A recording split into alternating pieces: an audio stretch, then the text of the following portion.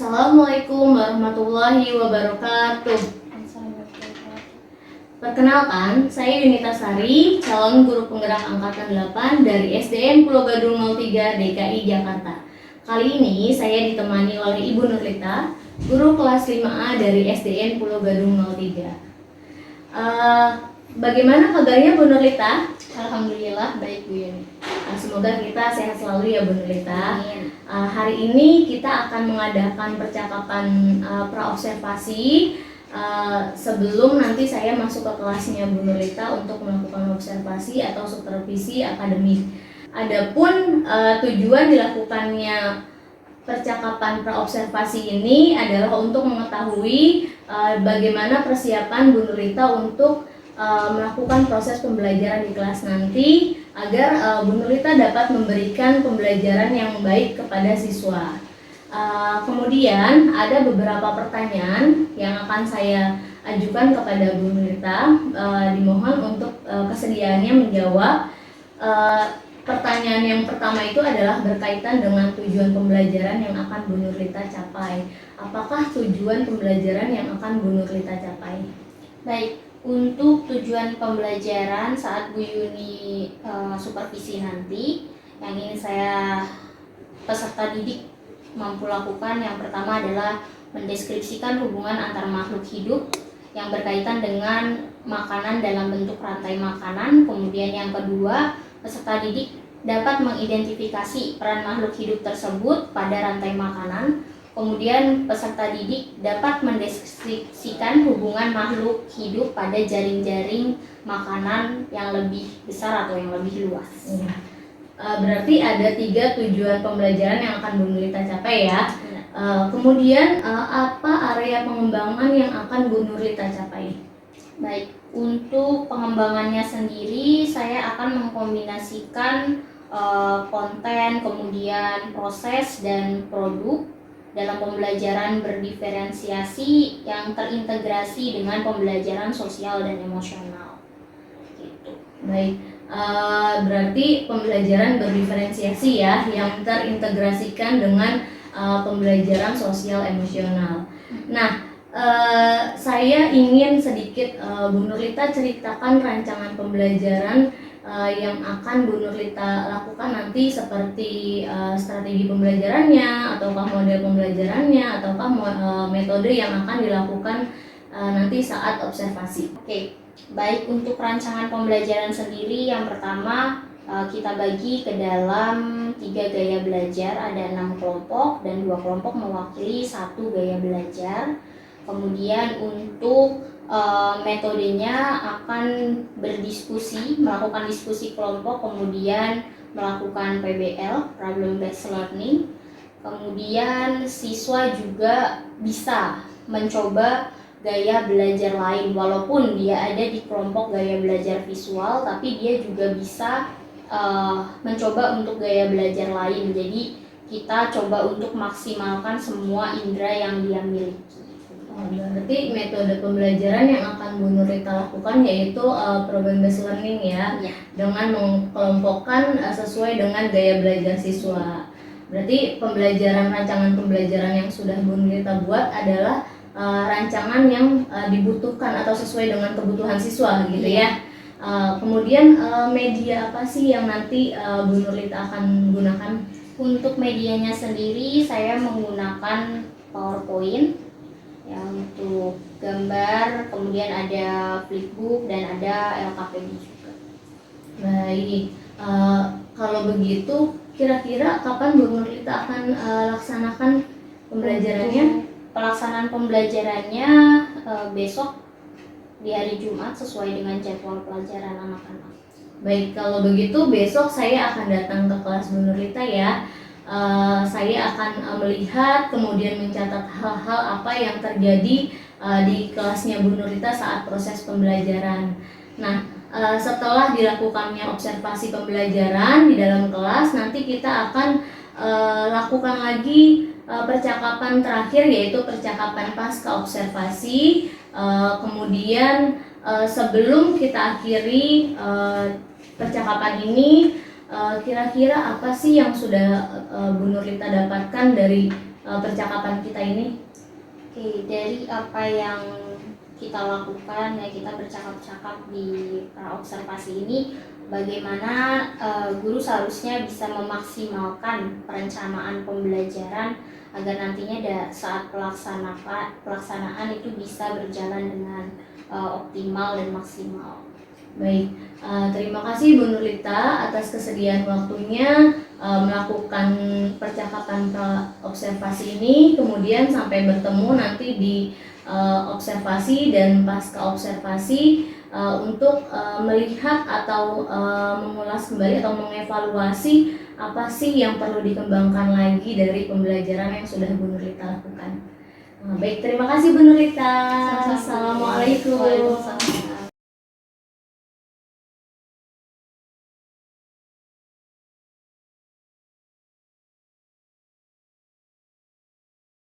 Assalamualaikum warahmatullahi wabarakatuh. Waalaikumsalam warahmatullahi wabarakatuh. Oke, sebelum mulai belajar kita berdoa dulu. Ketua kelas tolong pimpin untuk berdoa. Doa mulai.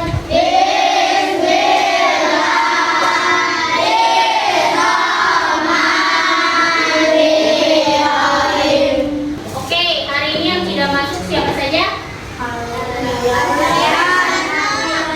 Hari ini kita akan belajar tentang rantai makanan dan jaring-jaring makanan. Sebelumnya kita sudah belajar tentang ekosistem. Ada yang tahu di sini ekosistem itu apa? Yang masih ingat? Ekosistem adalah hubungan timbal balik antara makhluk hidup dan lingkungannya. Ekosistem dibagi menjadi dua, ada ekosistem alami dan buatan. Contoh ekosistem alami yang terbentuk dengan sendirinya: gunung, lalu laut, sungai alami. Lalu yang buatan danau. Danau apakah alami atau buatan? Danau alami. Yang buatan waduk. Lalu oke, ternyata masih ingat ya. Kemudian kita akan masuk ke rantai makanan dan jaring-jaring makanan. Sebelumnya ibu mau tanya, untuk melakukan aktivitas sehari-hari agar kita punya energi, kita harus apa? Makan. Kira-kira kalau kita tidak makan, kita bisa tidak melakukan aktivitas? Tidak bisa. Maka dari itu kita butuh makan. Ternyata pada ekosistem ada kegiatan makan dan dimakan. Maka hari itu kita akan belajar ini. Jadi hari ini untuk pembelajaran kali ini tujuannya nanti kalian bisa mendeskripsikan atau menggambarkan hubungan timbal balik antar makhluk hidup pada rantai makanan. Kemudian peran dari makhluk hidup yang ada pada rantai makanan tersebut. Ya, pada rantai makanan ataupun jaring-jaring. Kemudian sebelum kita mulai, ibu sudah bagi kalian ke dalam kelompok-kelompok sesuai dengan cara belajar yang kalian senangi. Nah, di sini dijelaskan apa itu rantai makanan atau pengertian dari rantai makanan. Adalah serangkaian proses makan dan dimakan antara makhluk hidup berdasarkan urutan tertentu. Ada peran-peran yang terjadi pada rantai makanan. Ya, peran makhluk hidup pada rantai makanan yang pertama itu produsen. Produsen adalah makhluk hidup yang mampu membuat makanannya sendiri. Ya, ada lagu tentang judulnya ini rantai makanan. Tapi untuk nadanya kita ambil dari lagu yang sudah ada. Padi-padi saya, padi-padi saya dimakan oleh tikus. Mana di mana tikus?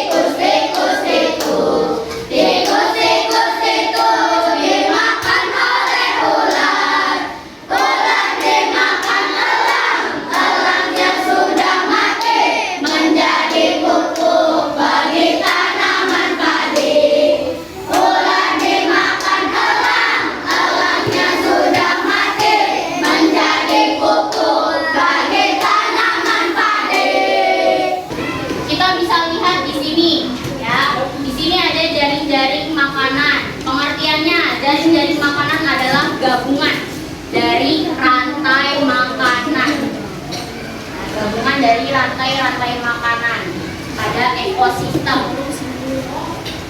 Kemudian, ini contoh gambarnya. Perhatikan pada bagian ini. Siapakah yang berperan sebagai konsumen puncak? Oke. Lalu, pada rantai makanan kedua yang terdapat pada jaring-jaring tersebut, siapakah yang berperan atau apakah yang berperan sebagai konsumen sekunder atau tingkat 2? Bisa. Lalu, pada rantai makanan ketiga di jaring-jaring makanan tersebut, siapa yang berperan sebagai dekomposer? Ya, right. Oke. Sampai sini sepertinya sudah paham ya tentang peran dari makhluk pada rantai makanan maupun jaring-jaring makanan. Kita akan mengerjakan tentang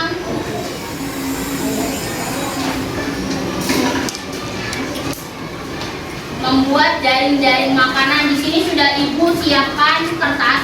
Ini nanti dikerjakan oleh masing-masing kelompok ya. Oke. Satu kelompok satu. Ibu tanya dari kelompok satu dulu. Kalian pilih nomor berapa dari 1 sampai 3? 2. Oke. Di bawah judul jaring-jaring makanan, di situ ada perintahnya. Setiap tugasnya itu berbeda.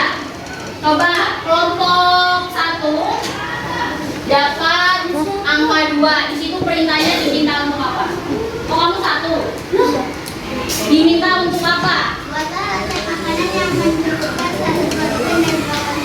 Nah, di situ diminta untuk membuat rantai makanan ya, dengan 1 produsen dan 2 konsumennya. Akan Ibu bagikan gambar hewan-hewannya. Nanti silakan dipotong dan ditempel.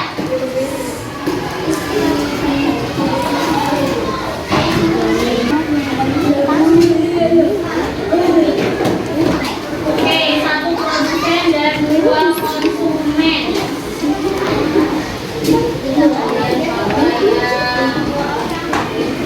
Diskusikan mana produsennya. Kalau yang diminta produsennya 1, berarti tempel 1 produsen saja. Kalau dia diminta produsennya 2, tempel 2 produsen. Iya, yang penting ada 3 konsumen. Ya, kamu diminta 3 konsumen kan? 2. Ya udah, berarti hanya 2 saja. 2. Makan padi, sapi makan tikus, macan tutul makan sapi, padi dimakan kelinci, kelinci dimakan orang. Bisa muter.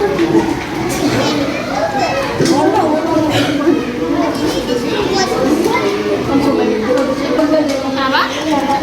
Ya, tapi dirancang dulu posisinya, baru kalau sudah fix nanti buat.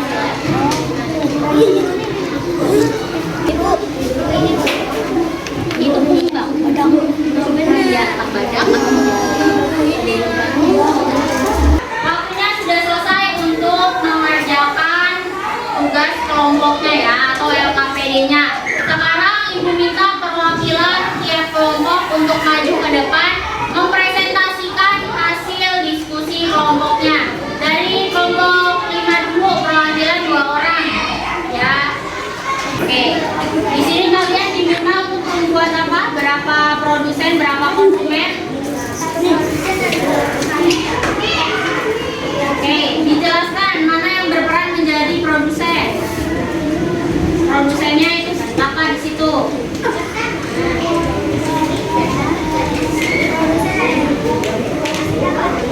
Lalu, oke, kasih tepuk tangan untuk teman-teman dari sana.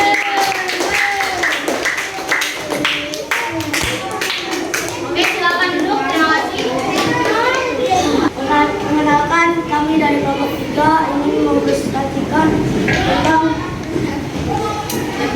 2 produsen dan 3 konsumen. Dikasih lihat. Oke. Produsennya ada apa saja? Tadi dan tanaman hias. Lalu konsumennya?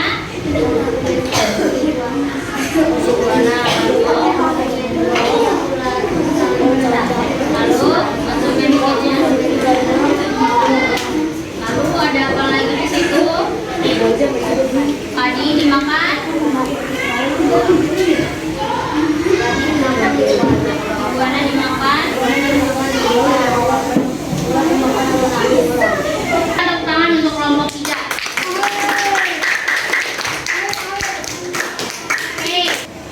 Oke, selanjutnya kita akan mengerjakan soalnya ini dikerjakan sendiri-sendiri ya. Oke, semuanya sudah selesai? Kalau sudah selesai, kita koreksi bersama-sama ya. Oke, sekarang bisa ditukar bukunya dengan teman sekelompok kalian, saling tukar. Oke, saling tukar. Sudah ditukar semua ya? Oke, kita masuk ke pertanyaan pertama. Oke, dari nomor 1, baca Ilham yang keras nomor 1. Berikut tumbuhan, berikut ular, burung malang, mengatakan makanan di atas, ikut berperan sebagai konsumen. Konsumen 1 apakah benar? Coba kita lihat. Ya, benar. Selanjutnya terakhir. Perhatikan pada rantai berikut. Ya, untuk melengkapi tanda X itu ada hewan apa?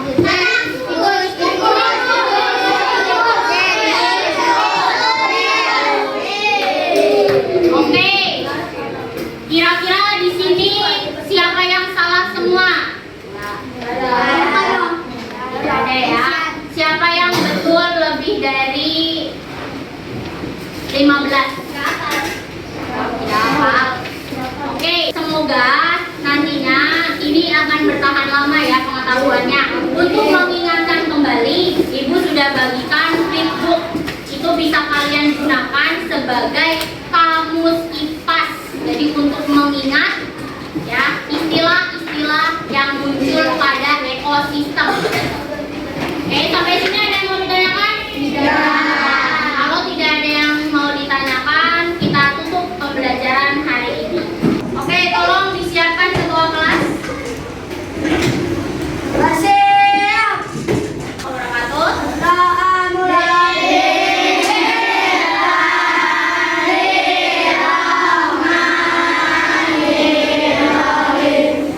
Hati-hati di jalan pulangnya, langsung pulang ke rumah, jangan main dulu.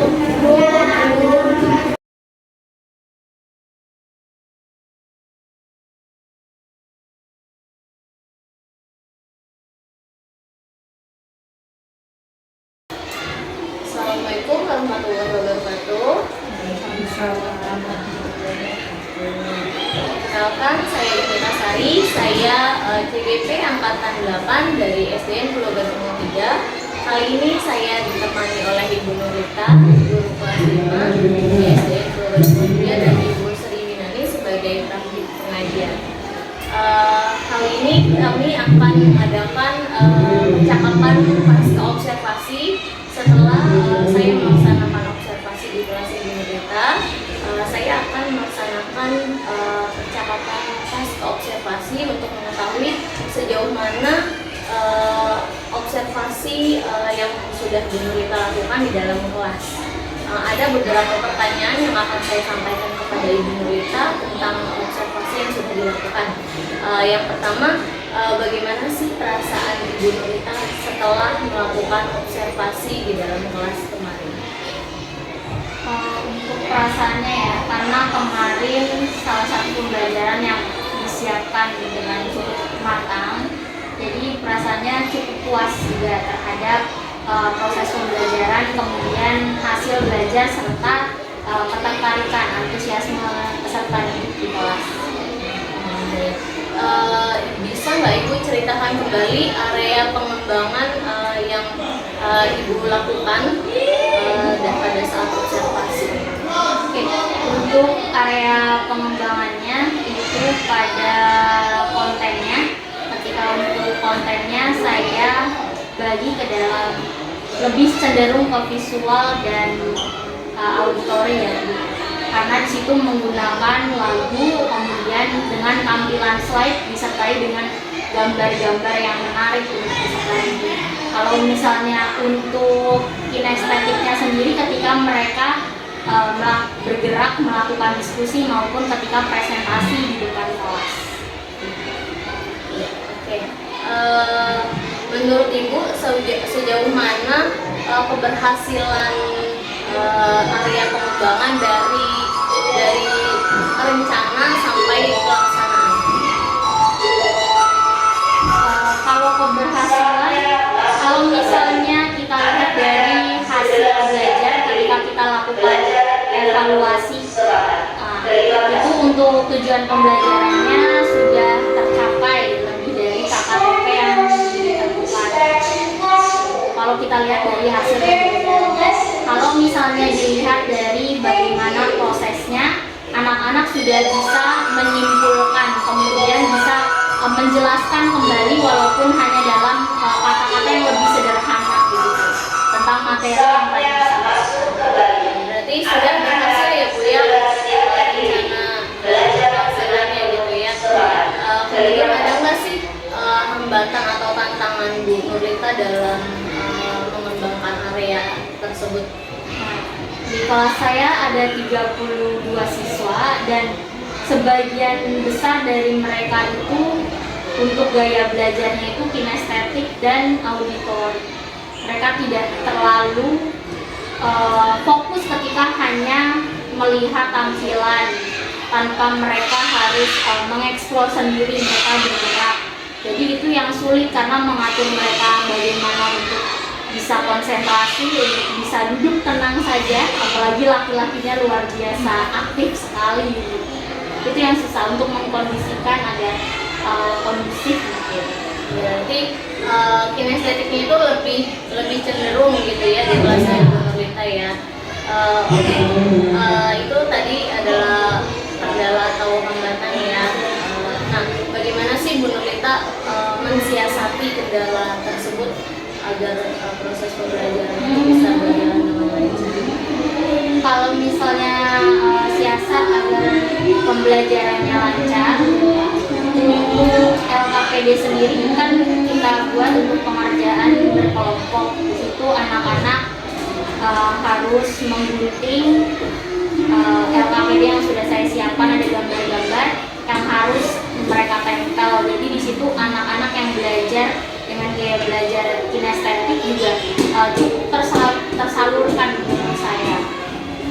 Karena ada proses bergerak, menggunting, menggambar, kemudian mereka berdiskusi untuk mengklasifikasikan apakah hewan ini termasuk omnivora atau karnivora, herbivora. Berarti tersalurkan ya untuk kinestetiknya ya, dengan cara dia menempel, terus menggunting gitu kan, dengan dia berjalan berkelompok gitu kan. Kemudian apa sih rencana tindak lanjutnya Bu Nurlita dari observasi?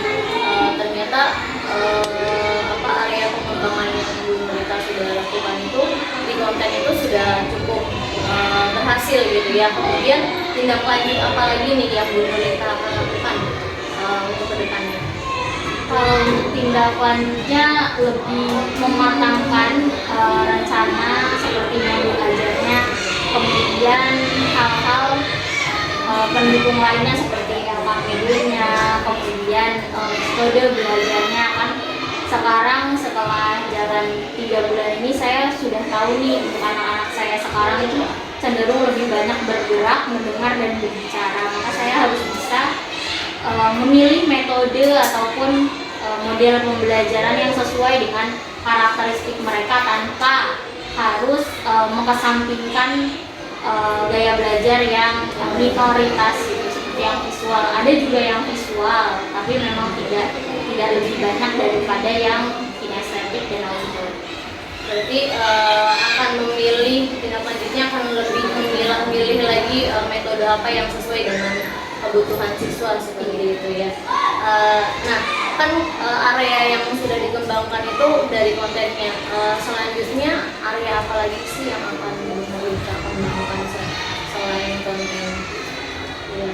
Oke, selain konten, kemudian untuk produknya ya, karena sebagian besar anak-anak itu ketika mengerjakan sesuatu, ketika mereka diminta untuk menghasilkan suatu karya atau produk, itu mereka cenderung agak masih kurang mandiri, seperti minta tolong untuk dibuatkan, Bu tolong dihubungkan Bu, ini Bu tolong misalnya diguntingkan, ada yang kurang untuk menggunting kurang rapi begitu. Jadi lebih ke nanti produknya mereka membuat sesuatu untuk hasilnya seberapa bagus ataupun kurangnya, yang penting mereka mau mengerjakan sendiri dulu.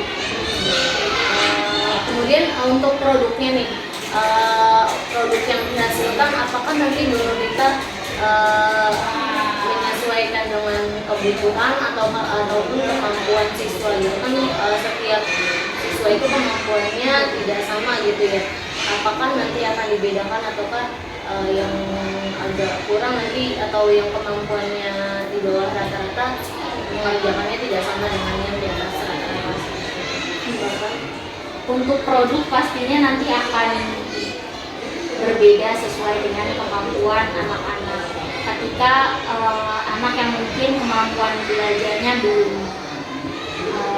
maksimal ya, belum maksimal atau masih di bawah, itu biasanya saya tidak menekankan untuk bisa secara sempurna. Yang penting ada beberapa indikator dari produknya itu yang sudah mewakili, misalnya membuat rantai-rantai makanan, sedangkan yang mungkin hasil belajarnya sudah tinggi, kemampuannya sudah tinggi, saya minta untuk membuat jari-jari. Untuk rantai makanan sendiri kan lebih sederhana gitu ya, paling hanya itu saja yang saya bedakan. Yang masih rendah hanya masih sebatas rantai makanan saja, yang sedang ke tinggi itu akan membuat jari-jari makanan yang sederhana dan yang kompleks. Jadi produknya sudah terdiferensiasi ya, sesuai dengan kemampuan peserta didik seperti itu. Oke, dari rencana tindak lanjut, semoga tindak lanjutnya dapat berjalan dengan lancar dan pembelajaran di dalam kelas kita semakin baik. Cukup sekian